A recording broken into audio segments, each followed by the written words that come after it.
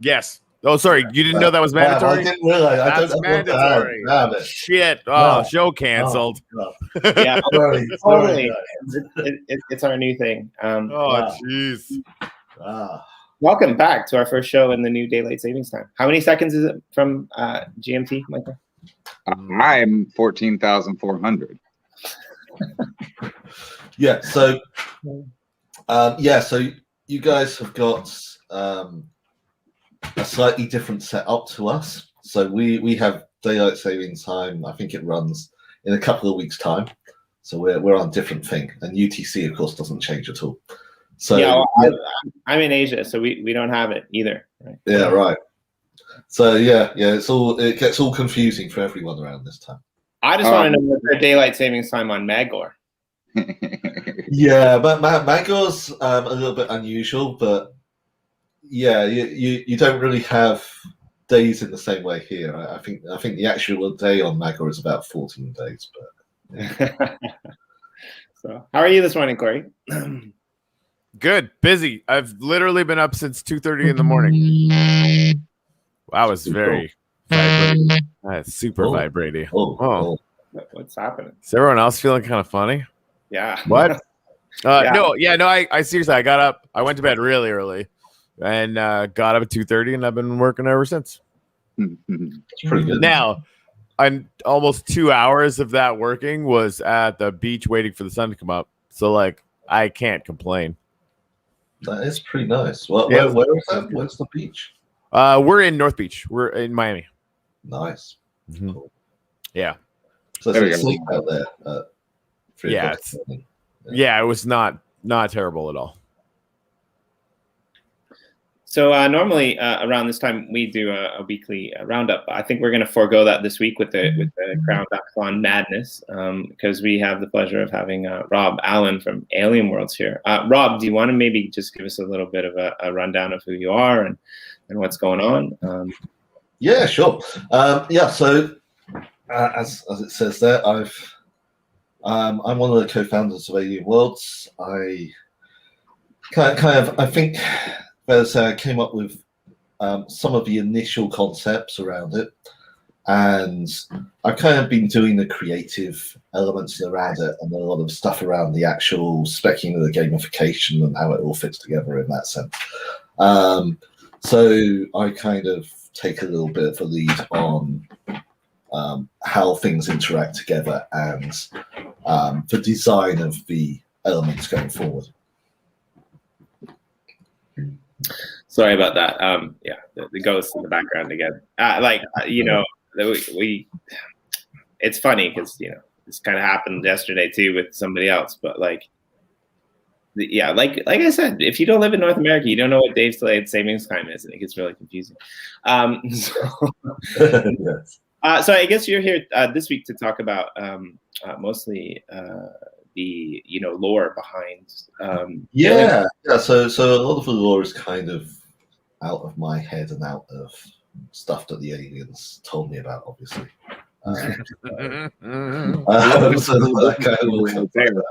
Did they put it up to the ship?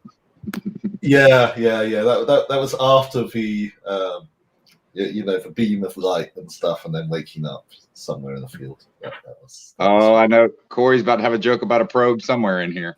yeah. I don't remember that. I think I've blocked that out. Yeah. Insert joke about probe here. See? So like I'm kind of excited about this because like I'm working on like kind of a backdrop mythology for the new Boyd game actually. And that's kind of cool.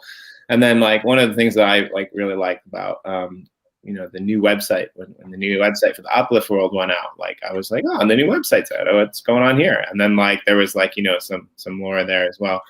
And, like I don't watch very much TV, but like I'm a pretty big fan of like sci-fi and stuff like that. Like and I think a lot of people like in this space are, right? And so it's kind of exciting to know like where these concepts and these ideas and these things come from. So I think actually Michael, like you're kind of you kind of know probably way more than me on what's going on with the AlienWorlds lore. I know there's 6 planets. I know that like Sometimes I go in and I get some Trillium. I know that like sometimes people from the Ethereum network can go in and get some Trillium. And I know that like there is cabals that like might be taking things over, but then might not be because other cabals have sprung themselves up and now things seem to be balanced out. That's about the extent of my like knowledge. So yeah, if you guys could lead us through or me through the you know, where this idea of you know, AlienWorlds and the planets and all of this, you know, lore came from, I think that would be really interesting because I Cool. know nothing actually. So I think that, right, so idea around sort of using exoplanets and selling lands and having some kind of systems on them probably came just from the idea of, look, we could go ahead and we could say, oh, you know what, we're going to create NFTs and sell off the moon or something, or we could create NFTs and sell off Mars. You know, I mean, there's a long history of people selling off an acre of Mars or something, but just thought it would be a lot more interesting than like say, right, okay, let's create a whole new universe where you've got planets which you can buy into and build this whole ecosystem around. And I was one of the co-founders of EOS DAC, which was like the original DAO sort of constructor on EOS, and along with my co-founders as well, and particularly Michael Yeats and Sarah, we had built up some really good software on EOS IO chains for DAOs, and there's actually a DAC factory on EOS, which isn't particularly well used because EOS has a lot of its challenges, but it's good working software. And we thought, well, we could transplant this across to Wax because we're all quite keen on Wax as well. Or we could do it in a more gamified way to actually be more representative of what Wax is about. So the idea was, well, turn it into, you know, competitive DACs, DAOs, integrate in a whole load of incentive mechanisms and different gamification aspects around these planets and how they then interact with landowners, and how they interact with miners, and how they interact with the wider ecosystem, and then have this sort of everybody being able to start getting introduced to this DAO concept in a really easy, friendly, gamified way. And I think that's how a lot of the thinking around it started. And obviously, we've had endless conversations about it, which have evolved the storyline around it, for mechanics around it, and all that type of thing. Yeah, I mean, so for those, I think everyone probably knows at this point, like EOS DAC was the first kind of DAC on the EOS, you know, network, and I mean, there's a couple more that have popped up, but like, you know, it's still pretty prominent, and you know, a lot of kind of heavy hitters were in that DAC from the beginning. I believe, like, you know, Brock Pierce was in there, like a lot of the, you know, early OGs from the EOS space. And then like a lot of other projects kind of use that as well. You know, I know Vigor was using it for a while. It was set up on it. Crown used it. Yeah, you mentioned about a lot of the DACs that are over on the EOS. A lot of them are running on the DAC software that you guys created. So yeah. So really, I mean, the architecture of that software, I do have a small claim to fame in that the original design of the EOS DAC software did actually come from my kitchen table with Michael, and we did it in a couple of hours on a weekend somewhere. And then I didn't really have an awful lot to do with it in terms of the actual building of it, in terms of the coding, but the original design document did take place on my kitchen tables. I sometimes wonder why Michael's here. Actually, like I'm never like, because like every time he's here, I learn something like new about him, and I'm just like, okay, well, he did this and also this, like, so like, you know, it's like I got to the point now where like when Michael shows up, I'm just like, I don't even wonder why, because I know eventually within the first 20 minutes it'll come out why he's sitting here. Like, so yeah, maybe do you guys want to go into that? That sounds like a really interesting story. How you guys came up with that? This wasn't Michael. This was Michael. The smart Michael. Yes. So, Michael Yeats.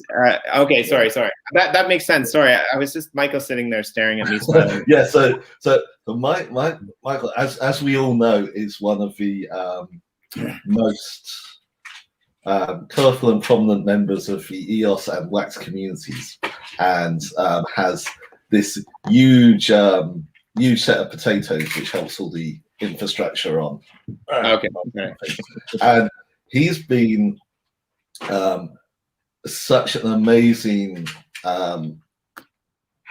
driver of all of these third-party stats and information and services on AlienWorlds. So we always envisaged that because of the decentralized nature that we would really try and incentivize and get on board people to do various things around it, that the economy would grow because it's decentralized and there's rules within smart contracts, but there's not a lot of, oh, you can and can't do this.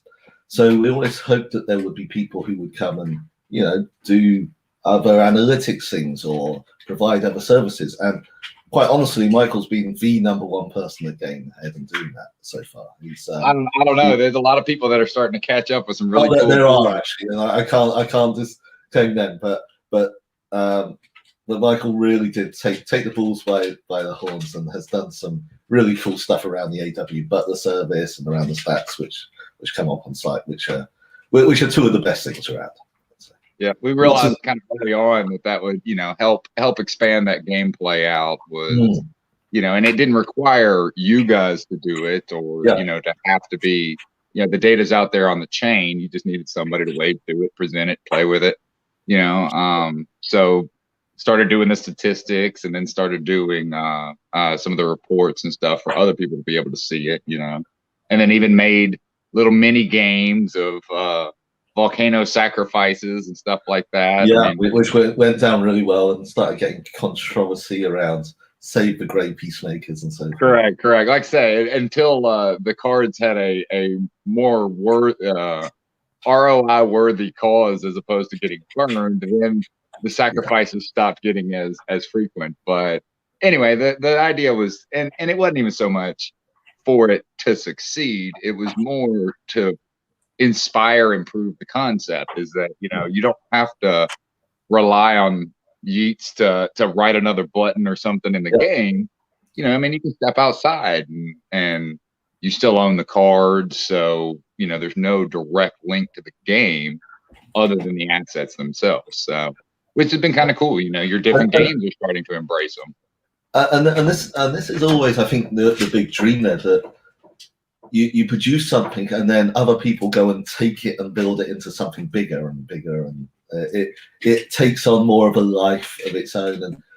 And this whole historical way that so many things have been built, that it's all completely under central control, is, I think, that's the sort of thing that we all want to challenge and say, like, okay, let's see what happens if we give a lot more leeway to people and potentially the planet. So the planet's on AlienWorlds, and people should be able to start registering to be candidates to run those planets very, very soon.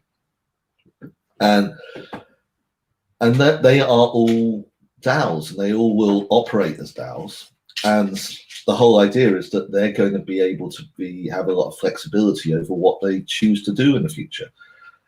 So if you then run for Planetary Council and you get elected and you're with your I mean, there are some factions around already who've kind of decided, oh, we're going to take over Neri, or we're going to take over some other planet.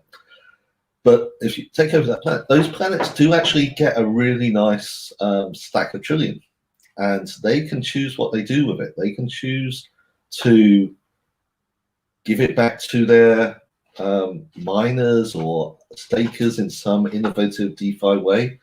They can choose to invest it in something which would be more beneficial for their stakers and miners to play with. So that they could, you know, say, oh, look, we're going to actually pay a few artists to produce some great NFTs for this or something, or we're going to do something cool. Or they could try and even build out some other gamification thing themselves and have that's what they need. to do. So there's an awful lot that the planets could potentially do, and then they're all competing against each other. So hopefully that drives them even more. Yes. So just to take a step back, because I think that aspect is quite interesting. But like for someone who's like coming in and they might not know that much about AlienWorlds, maybe they went to the website, maybe they looked at the awesome cover image that I once made with the 6 planets ringed around, the AlienWorld symbol. It's out there. You can find it. It was a really good cover image, and I had a lot of fun looking at planets and thinking about like, oh, look at this one. Wonder what that red is or what that blue is. But there's 6 planets, right? So I actually have two questions. Number one, there's 6 planets, and I want to know why there's 6. Is there a reason? Like you've got 6 honeycombs on the back of your wall behind you, which I think. That's complete coincidence. So, right, so you know what? Originally, when we kicked off originally, I was thinking about 700 planets or so. And the idea was that we would have planets and they would just, oh, hello, I'm still here. I just figured you were talking so you can have the screen. Oh, okay, wonderful. So in the early iterations, we were having planets, and the planets weren't going to have that. They kind of be their own things with loads of other stuff on them, and there'll be a possibility of buying whole planets and so forth. Through iterations, we gradually scaled down planets and realized that building out planets, and especially kind of having features on them or using land on them, whatever else, is actually quite a big job to create. So and then what we actually also realized is that when we started doing the UI was that any more than 6 was getting a bit tricky to fit on the screen. So we kind of ended up down at 6 through just a huge number of iterations.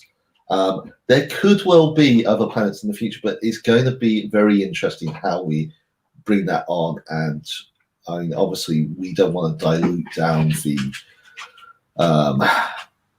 the landowners and miners and planet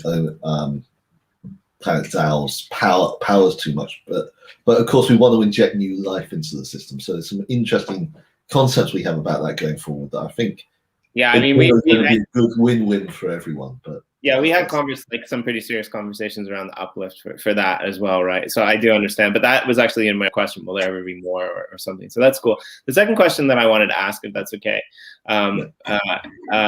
is. So Trillium, I think Trillium is interesting, and I'd just like to know, when I first heard about it, it kind of reminded me of like a lot of these, sci-fi types of, quest shows. Dune, comes to mind, where like the universe is powered on spice, and there's other like Star Trek. As well, like they've got certain series of Star Trek where they've got to use like it for transportation and a drive. That's a little something, yeah. So I'm just curious, like, can you give us a brief rundown, like in I know what it is in the in our world, right? In our world, it's like a currency. It can be staked, for planetary governance. It can be asset the exchange. It can be, you can, there's real world monetary value in it. But like coming from the perspective of being inside AlienWorlds, like what is it about? Right. So let me give you a bit of a breakdown on Trillium. Trillium is not like a material that you and I would consider a material now. Yeah. So This is an incredibly advanced ethereal style thing which can be monitored and tracked in a certain way using certain alien tech. Once you reach a certain point in evolution, like the original ancient aliens in AlienWorlds did, and this is kind of probably new to people in the lore, that in AlienWorlds a lot of how it's constructed was on the basis of ancient tomes of ancient alien civilizations. So they kind of guided that this was going to be the way that you should structure things in order for things to work. And Trillium is the is the super rare material that they created that was going to have this limited supply. Now, once you reach a certain point of advancement in technology, everything's replicable. Everything can be created in some kind of replicator, and you can double it up and make things abundant. But using this kind of Trillium, they created this Trillium using obviously some super advanced cryptographic techniques that kind of goes more into the ether, but it's also trackable and identifiable through different weapons. So when you're mining for Trillium, you're actually really just extracting this Trillium from where it's been placed on the planet or where it contains. There's these supplies of it which you can get and put into your particular wallet stroke control. Right. So I think I know the answer to this question, but like just because it's in the comments, Bob Witt asked Trillium equals Bitcoin, essentially. Like that's kind yeah. Look, Bitcoin is its own thing. There's no relationship between Trillium and Bitcoin. But it sounds like Trillium actually. Bitcoin. So when the aliens sent Satoshi down to Earth to build Bitcoin, which was like the first part of the whole process, he was an emissary who came and helped sort it all out. Then they kind of started introducing us to this whole concept, which is then Trillium is more an advanced concept of it. Bob's really I think a Trillium like dark matter is that it sounds like it kind of exists in the nether, and you can it's there, but you don't know. Exactly. It's kind of this ethereal thing that you can monitor how much of it is there, and you can assign it to a particular person or a particular account, but you can't necessarily see it in a tangible form. Yeah, I guess that makes a little bit more sense because like when you click on the button to like mine it in the game, like a different number always comes back, right? Like you might get 5 or you might get 10 or like depending on it's moving around. It's moving around. Yeah. Okay, that's really cool. I like it. So, do you have any other questions, Michael? Before I continue. Questions? No, I mean there's definitely a few other things we can chat about, and I don't know if I'll be able to make it all the way to the end of the hour. It sounds like I've got some daddy duty things to do, but got a little bit longer to go. So yeah. So if you want to say something, before now is maybe a good time. Well, yeah, I mean, we can definitely talk about it. So I think Rob might actually have some information to drop on us maybe coming up. Are we going to? So one thing we're doing, obviously, in AlienWorlds, we kept it relatively lore-light in terms of we constructed up a backstory. We constructed up the whole things around the planets and things around them and things around the items and the different alien setups and so forth. So we've got a whole load of stuff which is kind of set up, but we haven't got we haven't gone into any depth around the storylines and around various things and building up a huge amount of fiction around it, which is something that we actually really want to do. And so as a result, we're actually going to try and do this in a more decentralized way, and we're going to be starting off a competition around the lore and particularly around fiction and art going forward. So we're going to have a great competition coming up based on people constructing short stories about AlienWorlds and around the different items and avatars and people interacting on AlienWorlds. And we're also going to be having an art contest as well, and that's going to be launched very soon. And it's going to be very interesting because you're going to have to interact and link in with some existing, say, land NFT or some other NFTs, and the more linkage with NFTs, the better, because then we can start to build it out into the fandom and so forth. So we're going to have a great competition there around art and a great competition around fiction, and there's going to be some seriously good prizes on this. So we will we think it will be a nice event for people. So So kind of crowdsourcing the expansion of the some of the, I don't know, second level lore and additional the art, and yeah, I mean it's amazing that when you start, I don't know, tapping into the creativity stream of the community, is that just everybody's different styles and everybody's different creative juices. And yes, I'm excited and almost scared of what all information you're about to get back. I mean, you have some dark people that might be lining people up, sacrificing at a volcano. Exactly. We could have some very interesting stuff going on there. I mean, there's people like David, who I'm not sure if you've heard of. Yeah, he's been on. I don't know if he's been on this show, but yeah, definitely. He's already done some great fiction stuff that people should look at on the AlienWorlds community site. And I think that in some way inspired us that wouldn't it be great if we could get a load more people sort of writing about AlienWorlds and, imagining their lives and stories which take place within these spaces, and it would be like a really cool thing and that we can incentivize and get out there. So again, this is the first time any of this information has come out. So where can Jimmy D exclusive? Yeah.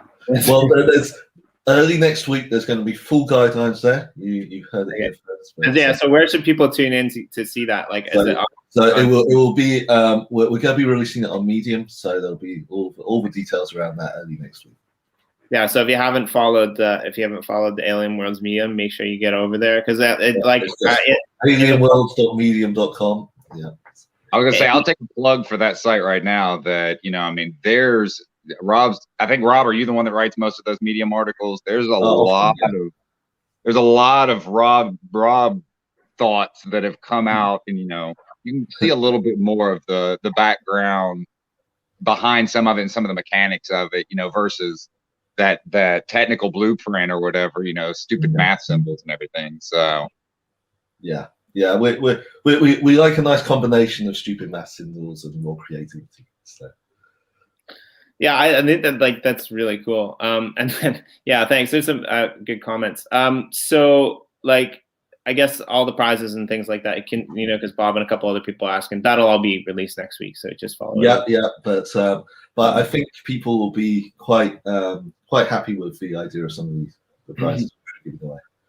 And so just for anyone who's listening as well, we after the DACAthon, we're actually going to we've been changing it up since we started. On this channel, right? It's kind of started out as just one day a week, weekly. Then we brought in all the stuff with the uplift world, and then there's gonna be some tours and guided tours and things like that are on this channel. And we're gonna start doing and adding more things. I think the core around this channel will always be me and Corey getting on here and just hang out, with some guests sometimes, or sometimes just ourselves to talk about what's going on in the space. But I've been thinking about, starting a couple other things, and Corey's been thinking about starting a couple other things. One of the things that we want to do, we're hopefully going to start in the next couple of days, which is basically going to be a rapid fire, like a 10-minute rapid fire. But hopefully at some point, we can get that into a bit of a revenue stream for us in our show. And the other thing that we want to do as well is we want to touch base with some of the projects that are working in the uplift. About our show, we talk about what's going on in the uplift and those projects, but we want to work with some of the projects that are happening in the uplift and what's going on above and beyond. So, Rob, I'd like to invite you back maybe as one of the early contributors to that new kind of segment or that new kind of show, and maybe you can showcase some of the art that some of the community brought in. I think it'd be really cool. Yeah. If you'd like to do that, please come on, and I think it would be really, really awesome to have that as one of the iconic first episode new series type of things. Because I wanted to start this show with Corey, and Corey wanted to do it with me because we just have fun hanging out together. But now this is not like a show for us anymore. This channel has almost become like a network in itself. So platform. Yeah, exactly. Everything's a platform. It's all the rage these days. Platforms, they're everywhere, and soon they'll all be connected together. It's going to be nuts. That's the plan, yeah. So I think that's one of the most impressive things that AlienWorlds did. The idea that you could actually have a game where you could target users from both EOS or Wax, I guess, right? EOS.io, Wax, and Ethereum. Mainly Wax, yeah. And Wax has done it with Ethereum as well. Now Telos has done it with Ethereum.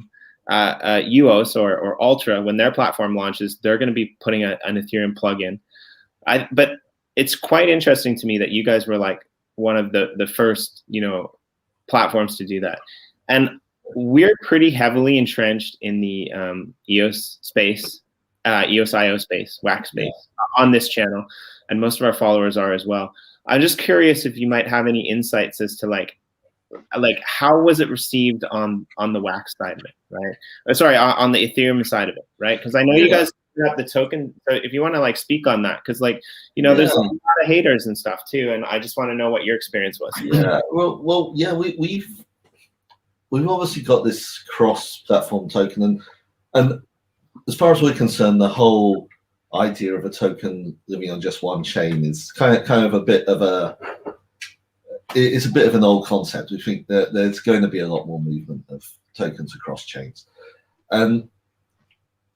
And when we said, oh, okay, especially when we went out to investors and other big people, being able to say, look, we've also got an Ethereum-based token, which it can transport back and forth between there. It actually was considerably better received than it just being, oh, you can only do this on Wax. That they actually really like the idea that, oh, look, I can then take my tokens over to Ethereum or potentially another chain, and then get and then maybe even put it into some kind of pool, or I can keep it safe and secure within my existing cold wallet structure. That sounds great. Potentially in the future of any kind of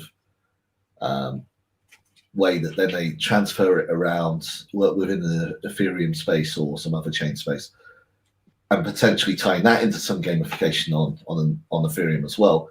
They kind of find, that sounds a lot better than it just being on Wax. So I think a lot of people like the idea of being able to have something like this, which operates on something like Wax, where you can do a lot more, and there's feeless transactions and easier onboarding, but also having the security and perhaps the longer term value that comes from sitting on Ethereum as well.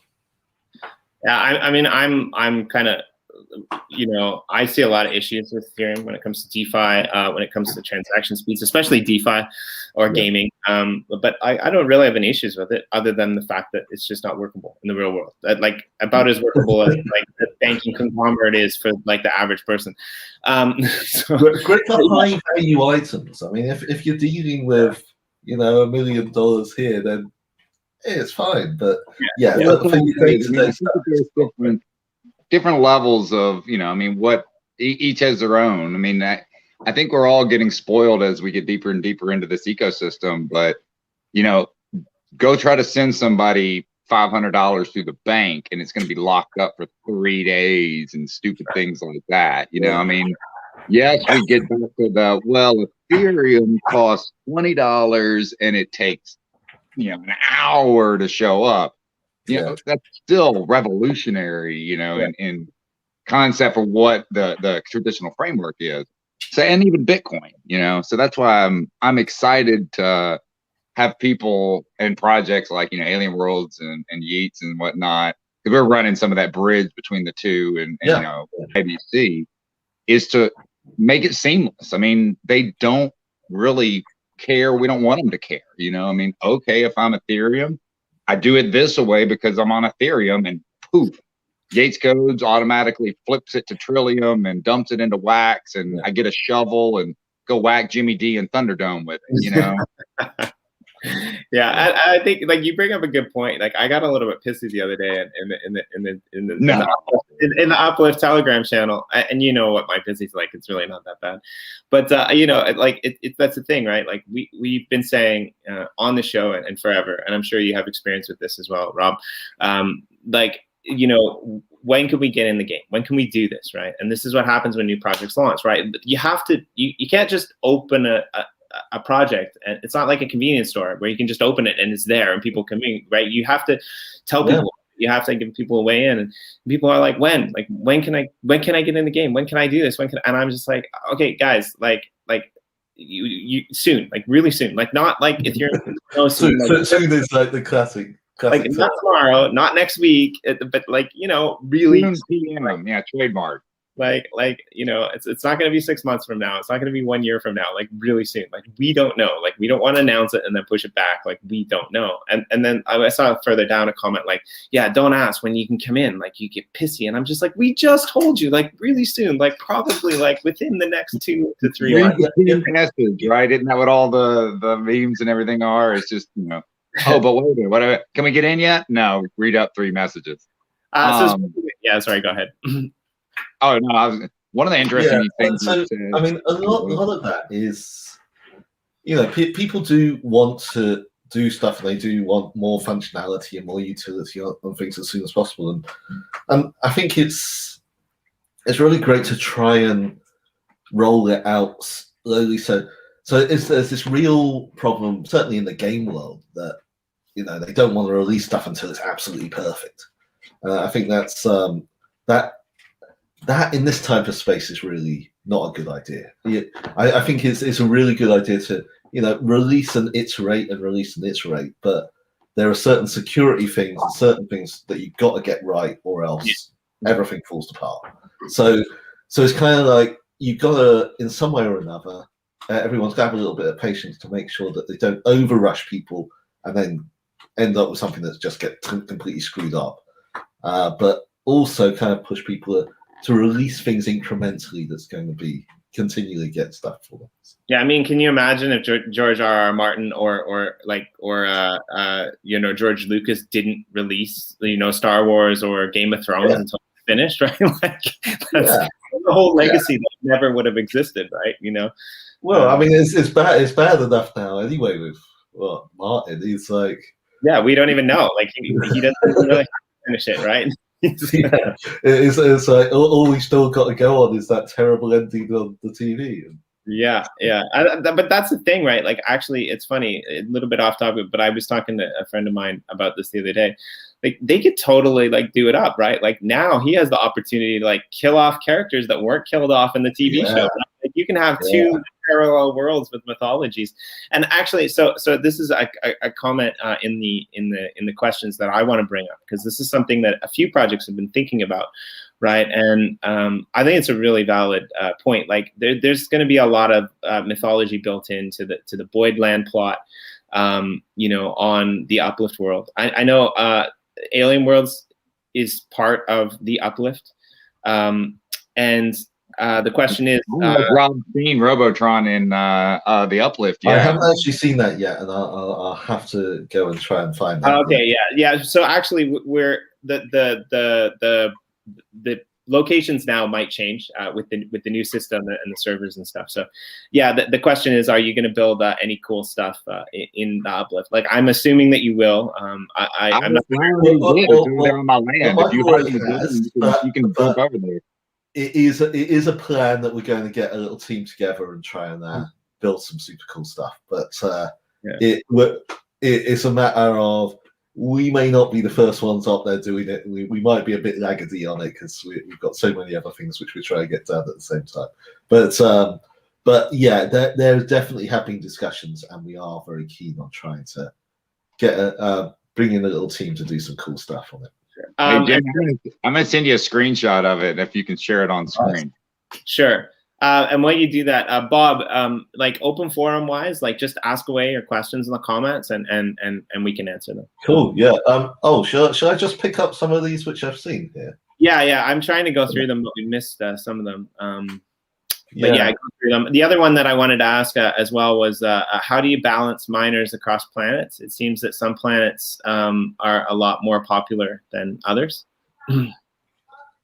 Well, quite honestly, there's going to be various shakeups. Yeah. And I reckon that the whole way things work is going to be, you're going to see each planet having its place in the sun at some point or another. You can just see it there, that when it first started off, Cavian was getting all of the traction because the Cabal were really up and running very quickly. Oh yeah, any observation is ruthless. Absolutely. But then Crypto Monkeys said Neri's as, and they started doing some really cool things on it, and everyone went, shit, let's all go over to Neri. And now Neri's up there, and then these different factions were really starting to push in different areas. And I can't really reveal an awful lot, but there's a lot of other things potentially coming on AlienWorlds which will shake things up. And one of the things, the mechanics built into it, is funny in the stats, we're interested to see it. But yeah, like Cavion's got, a third of all the votes, but almost instantaneously because, the rewards were driven by that. It inherited a third of all miners, which ultimately kept it on balance, that even the built-in game mechanics of, it's just natural economic balance is that the miners, obviously, once they can see the data, would look and be like, well, I can make twice as much over here. I'm going over there. Well, then more and more of them did it. And you really, if you look at the trend and everything, you saw some planets bounce up and bounce down, but the game economy itself tends to kind of naturally balance it. So you had Cavion up here, and then Neri, and of course has just taken off with the monkeys. But if you go and you look at the rewards on Neri, they're roughly the same as a lot of the other planets, or will be soon, just because people, adjust. And there's one interesting thing which a lot of people probably aren't aware of, that no planet can actually get more than 50% of rewards. So if you end up getting some super dominant planet, there it's actually going to be totally inefficient for them to carry on trying to grow. So they'll probably have to go and try and take over another planet in order to boost up their things and so on. So there's a number of things there, but also they said that there's this competitive DeFi type angle, so that if a planet governance can, or the planet council can come up with something innovative, something interesting with what they've done, they're going to attract more people over to them. So it isn't necessarily, that, they've got more, so they're going to carry on getting more and continue to grow. There's a lot more openness for creativity and people being a bit smart about how they use and reward people that could end up balancing things out. Yeah, if you didn't have the chance, I highly recommend going back and watching. Yesterday there was a really cool episode on this channel actually with Corey, Nick, Greg, and I think Recurrier was on it as well, and they were talking about the uplift and potential gameplay and future strategies and stuff. And I couldn't help but when they were talking about that, remember it in terms of this thing that you're talking about now, Rob. Because here's the thing, with the way that the governance system is set up, there's going to be different ways to play the game, right? There's not going to be one right way, and like you said, there's never going to be a right way. Yeah. Yeah, and like you said, Neri, how they got, traction was Crypto Monkeys came in and they said, yeah, we're just going to start giving you guys some Crypto Monkeys NFTs, right? So people who are more interested in the NFTs, they're going to gravitate towards that planet. And I'm sure other people are starting to see that now, that NFTs are becoming a lot more interesting to people than general cryptocurrencies. That people are, I've seen some of these stats going around now that, NFTs are making news in a kind of Bitcoin level way. Yeah. And you don't hear, it's like more people over the last couple of weeks or so have been reading stories about NFTs in mainstream media all over the place. Whereas they I mean, they don't usually know anything other than, oh, there's Bitcoin and maybe they know Ethereum or where else. But they all of a sudden they're going, oh, these NFTs. Oh, look, they're going for loads of money. Oh, how do I get one? Well, how do I invest? Whatever. So it's kind of like, you know, what one of our things that we try is that we want to make it so it isn't all crypto people coming into play. It's just a little bit more people. I'm sure Uplift is actually the same way as well.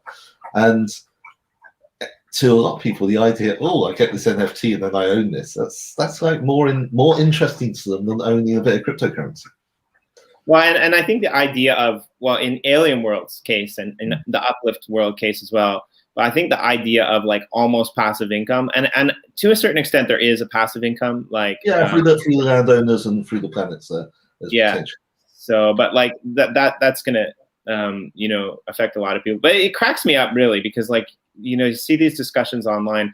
It's like, why would anyone like ever, you know, buy an NFT? Like, that doesn't make sense. Like, what's the point of an NFT? Like, why wouldn't you just hold the cryptocurrency? Okay, like, I don't have a problem if you're going to hold the cryptocurrency, but like asking that question is kind of like saying, well, why would you buy a Michael Jordan, you know, signed rookie card, right? Why wouldn't you just hold the fiat? Like, it's no. Why do you buy anything that doesn't have the utility that you want it for? Yeah. So why does anyone buy anything that isn't just a basic functional utility for them in their physical life?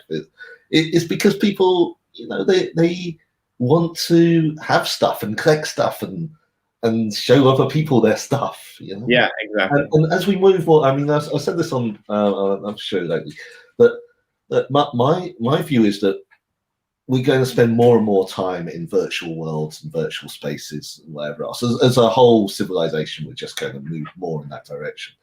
And in that sense, rather like, well, in the physical world, you often like to show people your stuff. They come around and say, hey, look, this is my prized possession. Look at this great stuff I got here. Here's my signed shirt from whatever. Or in the same way, people want to bring people over to their place and show, hey, look, this is my Atom Bomb trading card. And people like to own stuff and show people their stuff and that type of thing. I have to explain this to, you know, especially my accountant, that he just doesn't get it. He's like, you computer nerds have too much money, is what he's saying. But I try to, you know, because here in the States, you know, a lot of us in my generation grew up with the baseball cards. I think up in Canada, you know, it was big on hockey and stuff like that. Cricket, I think, has some. But, you know, I mean, you got them, you stuck them in a shoebox or something like that, or even, you know, your Magic the Gathering cards, that type of card game. I mean, they had a specific purpose, but there was a collection purpose, but it was really limited within that. And this allows you to, not only can you, you know, show it off, hey, cool, check out my first mint of whatever, and you know, it's the coolest thing ever. Secondly, you can play the game with it, you know, and do more things with them versus a card that only has certain statistics. You know, you can build more of the framework around it, but it really allows, what if you could also take that collectible and do other things with it, go play other games. And now you're firing those endorphins because, like, for instance, the Our Planet thing. Yes, you have a legendary AlienWorld card that has better stats, better gameplay, better value, maybe, whatever it is. But now you have another game framework, community showcase to where it has a higher emotional value, even, you know, fiat value. But it allows you to get even more of those endorphins. Now you're not only, you know, showboating and showing off your collection to the limited community that it was in to start with.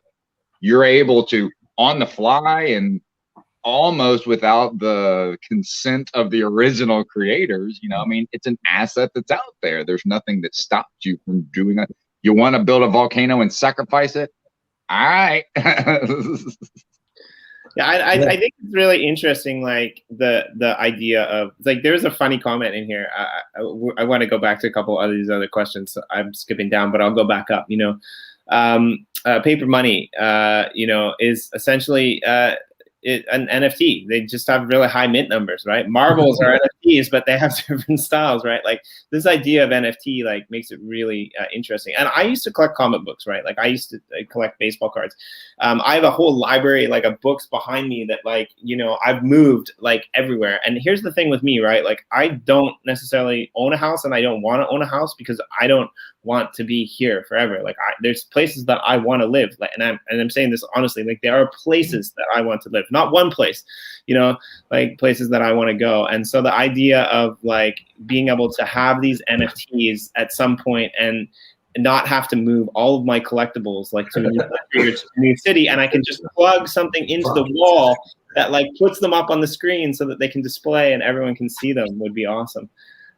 So we got a couple more questions to go through. I hope that's okay, because I really want to get through these. But one of the ones that I thought was maybe pertinent was I hear there's a crafty miners union.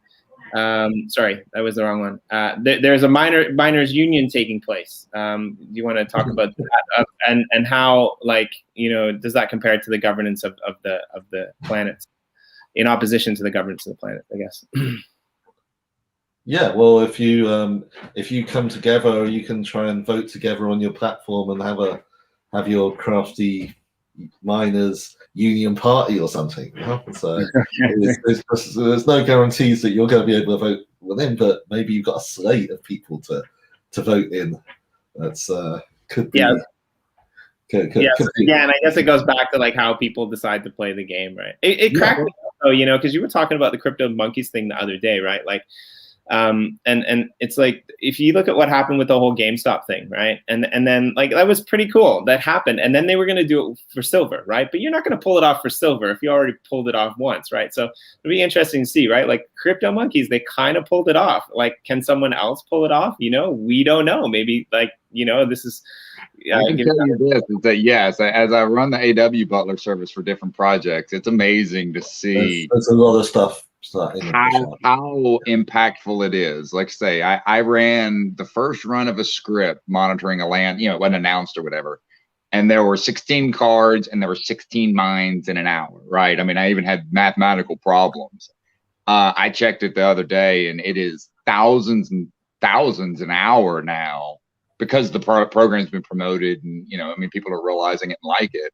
So, I mean, it was really mind-blowing that within a day or two. Is that the cryptids? Yeah, the ultra. I mean, so that's been a big one. And that's, so there's, I mean, if someone comes on and produces some really great stuff, then people find it very quickly and they go and they want it. And how impactful it is. Like I say, those miners came from somewhere. They may have come from Neri, they may have come from, you know, Cavion or wherever, but they picked up, and it was just mind-blowing that and of course I was fighting it from the code side, is that damn, because it was just a land, you know, that they were starting off with. And then once it opened up, I remember going back like a day or two later, and it was after all hell broke loose on Wax and I had to go back and, you know, rerun things. I was like, damn, I mean, thousands of mines now, just because everybody kind of shifted over and try this out, right? Yeah. But Michael, is it true that you have like 15 plots of land and you're going to start a union by yourself? I have more than that. I would. I don't know. I am open to all sorts of deals on both sides of the aisle. I actually don't do a lot with my land. It's so funny that, you know, I got in early and bought some of the packs and was lucky enough to kind of stack some. But I'm so busy doing all these other things for all these other lands or whatever. If you go and you look, mine's still 20% commission. I've never really run a promo or anything off of it. I run all these promos for everybody else, and you know, even consult with them. I'm like, hey, look, this seems to work. This doesn't. I don't do a damn thing with any of my land. Well, which is kind of weird because he probably knows more than anyone else what works well or what not. Well, that's and it's funny, you know, I do try to at least have a little bit of disassociation from things. I never try to participate in any of the things. I blacklist my own accounts just so I don't accidentally trip up into one of them, just because I'm like, there's an unfair advantage when everybody's feeding all that information to me. So Yeah, so I think that like answers the Topo Badger question as well earlier. Like, is there a chance to grab a planet and make it shine like the others? Of course, like the possibilities of the way that the AlienWorlds like governance model is set up is endless. Essentially, like limitless within the confines of what the people on that planet decide. But there was another question here. Are there safety nets when planet control will eventually be turned over to a newly elected leader, or is it free for all experimentation? Oh, you would love to know all the amazing internal conversations we've had around that.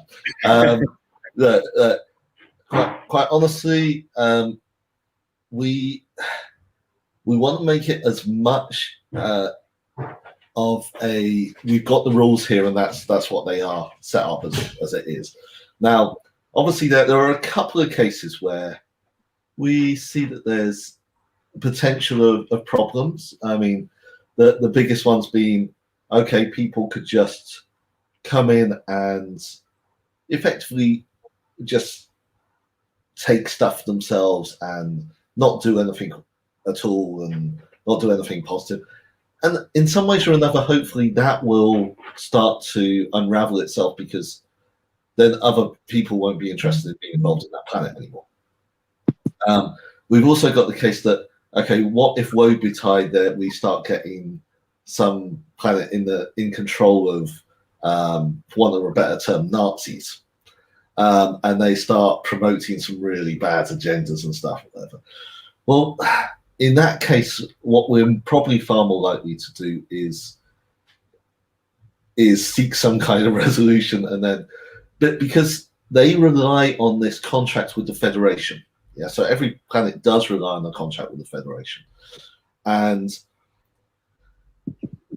the Federation effectively, for the most part, won't intervene and won't do anything. But if there's some really, really bad stuff going on, then effectively we sever off the rewards of that planet, and then we say, right, that planet's no longer part of the Federation. There has to be some level of protection of the entire ecosystem. Exactly. And this is the thing, that effectively we'll sever them off, and we'll say, look, they no longer get any reward. They're no longer officially part of it, but they can carry on and do stuff, but they're not officially part of our ecosystem anymore.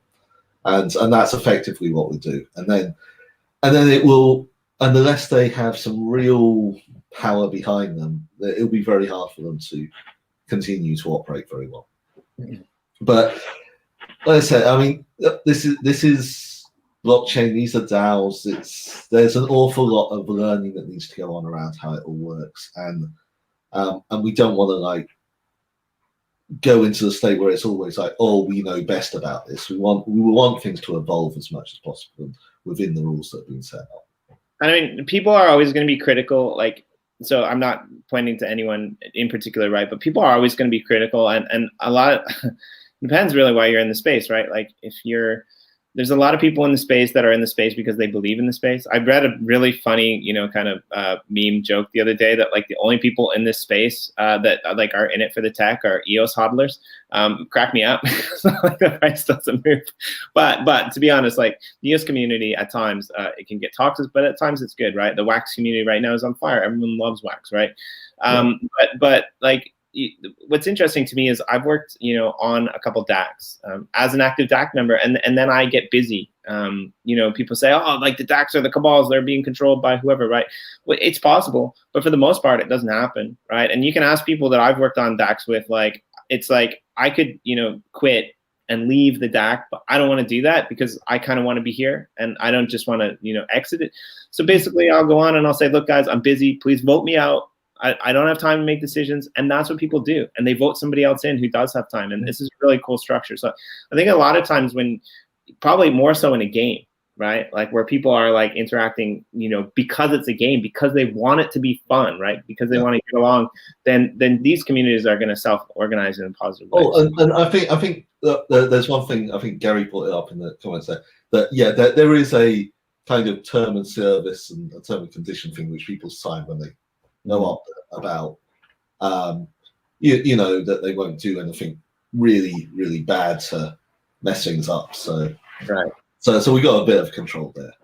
I'm going to leave this out of the comments. Michael, you got tons of offers in the comments. I mean, you just have to scroll through those yourself. But Rob, I got 2 more questions if that's okay. I do have to drop off though. I think it's the end of the call, or at the end of my full time. Okay, sure. I'm going to ask you. I've probably only got 5 minutes before I need to run somewhere. Sure. I want to ask you 2 more questions from the comments, and Corey, I want to do some gratitudes at the end of the call, and then we can wrap it up. So that'd be cool. So Bob, one more question from Bob. Sorry, Rob. One more question from Bob. Are the oceans on the planet, will they ever be given out as land tax in the future? I've heard that before. Right. Let's just say there's no plans at this time. Okay. I firmly believe that there's potential there to do something with them, because after all, we're talking about a futuristic setup, and you can very easily conceive of futuristic setups where people are living and doing stuff on the oceans. So, I mean, can you even get to the bottom of the oceans without creative mode? I don't know. Well, yeah, but I think certainly, just so you know. Oh wait, we're a different game. So certainly you can potentially look. There's no plans for it at this time. I think that it's entirely possible that at some point in the future these might come into play. Okay. And final question: do you worry about AlienWorld NFTs staked in our planet instead of being used for shining? Game balance question. Right. I think so we're kind of agnostic around our planet. It's really down to people if they want to use it or not. The obviously, due diligence. As far as I can see, our planet's run by some decent people, but you are effectively handing over your NFTs to people, so don't hand over anything you wouldn't be happy to lose. And in the same way, obviously remember that if you stake your land there, then they're effectively someone plug to remind them that don't stake your land, otherwise you get all. Yeah. There's some Trillium on our planet account. Yeah. So if I were you, I wouldn't put your land there, because you basically wouldn't then really have control over your land, and I think they can't even take in the Trillium properly. So that's probably not a good idea to put your land there. I mean, I know a guy who kind of dabbles in our planet a little bit, just a little bit. He kind of dabbles, and he's always saying, right, like exactly. If you have NFTs that give you something, don't put them in our planet, because you're not getting those things, right? Yeah, effectively, it's rather like it's the age-old thing of you've got Bitcoin, right? You put it on the exchange. You know what? You don't control what happens to that Bitcoin in the future. We haven't had that many big hacks on exchanges lately, but back in the day, people did lose an awful lot of Bitcoin on exchanges. So, if you hand over your stuff to someone else to look after, you're always running a bigger risk than if you're keeping it yourself. Hey, Corey, before I drop off, you should teleport to where I am and show Rob Robotron. He hadn't seen it yet. Yeah. Okay, cool. On it. Because I'm about to have to drop, but... Hello. Oh, up close and personal. Hey, Robotron. Awesome. I built a booth and built offices inside of it. I'm still fleshing everything out, but... That is pretty cool. That is very cool. What have you done? That's great. USA Games has an office over there. Wow. This is gonna get weird. Cool. This is looking like some evil HQ already. It is, and it's on our world because they're moving everything around. But like I say, that'll hopefully be on the AlienWorlds land. So to answer the question about are they building anything cool, I'm trying to. A little bit. This is good. I've got a couple of sons who are, let's say, spend at least 25% of their lives on Minecraft. So I've actually been looking to see if they can start to recruit some of their friends for it as well. And happy to help coordinate on any of that. Like I said, I figured you'd at least get something out there. But definitely want to pick your brain about what else you might think or have some ideas on. But like I said, I took the liberty to go ahead. This could be awesome. Maybe we can have like all the avatars have their own little thing going on around it, and we'll turn that into like a huge representation of a Thunderdome or something. Well, and it sounds like I got a drop right now, but super excited to get a chance to hear some of the back end lore on some of that. And always a pleasure to see my friends Corey and Jimmy D. And I guess I'll probably be. I think we've got some calls a little bit later, so hopefully I'll see some of you guys or the crew on those and review some more awesomeness of DACATHon 2021. Nice. And thanks always, Michael. It's always a pleasure to have you here. Absolutely. Sorry to have to cut out, but got some daddy duty on the weekend. So no problem. Totally understandable. Yeah. In the UK today, it's actually Mother's Day. So I've got to go and help my sons be good mothers. Good sons, rather. Good sons to their mother. Yeah. All right, guys. We'll talk to y'all later. Later. That's funny because like in Japan, it's White Day, and White Day is like this weird, like second Valentine's Day holiday that the capitalists that they just decided, okay, well, we're just gonna make like Valentine's Day where guys give girls gifts, and then we're gonna create a new holiday like 1 month later where girls give guys gifts, so we can just like keep people buying stuff in the stores. Yeah. Any excuse for extra NFTs.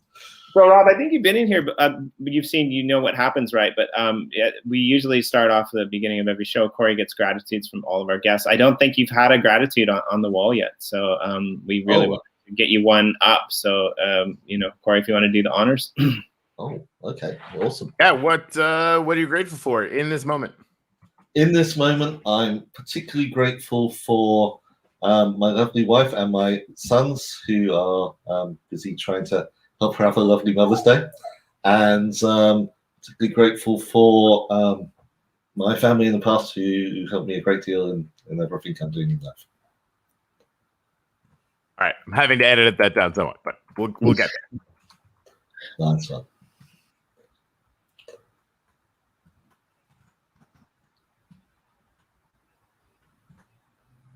All right, cool. What you? Cool. Goes on the wall. Nice. You're up there. It's happening. How about you? Sunshine in the park. I'm grateful for sunshine in the park. All right.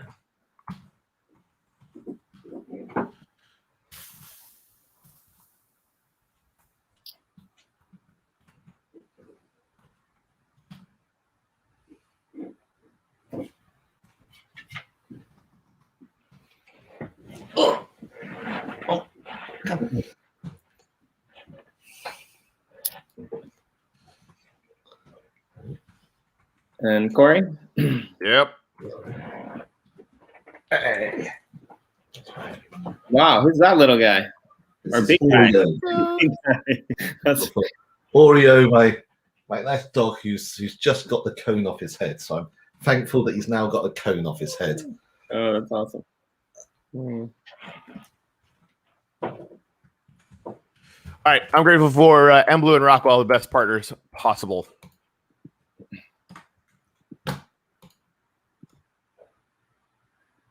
Yeah, so I guess that's it for today. Rob, thanks so much for joining us and giving us the rundown. And like I said, to everyone out there, go touch base with the Medium page for the upcoming kind of art contest that's coming up, and hopefully we'll have you back on this channel at some point, in the next couple of weeks, that we can showcase some of the entries. If you want to do that, that would be awesome. That sounds awesome. Thanks very much, guys. Really appreciate it, and yeah, I look forward to speaking again at some point. And we'll see everyone in the comments. Thanks for coming tomorrow at regular time. All right.